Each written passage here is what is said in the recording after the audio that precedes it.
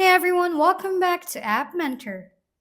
In this video, let me show you how you can remove background in Photoshop. First, launch your Photoshop app, then make sure to import the photo you want to delete the background.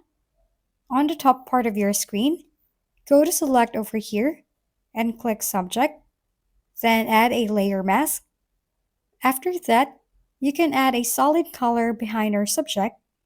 To add, click this icon and over here, just simply click Solid Color. Click OK over here.